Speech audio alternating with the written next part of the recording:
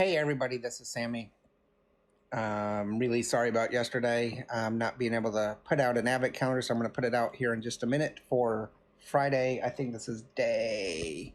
I always have to look at my watch, and I'm going to totally not be able to do this. So this is day 10 yesterday. There was a lot of work and family issues that went on. It was going to be very difficult to do an episode without all that because of some obligations that I had and ended up canceling. So truly am sorry. But today we are going to, or yesterday, we are doing the Gin Factory Rosemary Gin. 87.6 proof. So the Gin Factory, hopefully you can see that all. Had Gin Factory before and actually love it quite a bit. It's a very smooth, non-overbearing juniper gin. It's actually hardly any juniper. It's more of a citrusy aroma to it, kind of a lemon.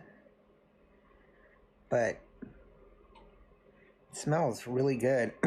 And I like my Gin Factory pretty much straight. Sometimes I'll do the club soda or the other one, the ginger ale. No, not that. I'm out of it today. But I'll have it with something else.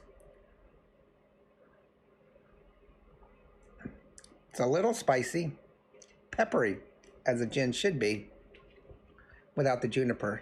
So it is peppery, it is spicy, it is 87.6 proof. It's very tasty. I like it a lot. I would probably add a little bit of lemon to it, lemon twist, and just have it straight or with a club soda as a gin and, oh, a tonic. That's the other one.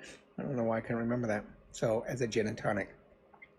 Tell us what you think about the Gin Factory. I'm actually going to do day 11 in just a minute, so you're not going to see a background change or a messy hair change or anything like that. My glasses are falling down.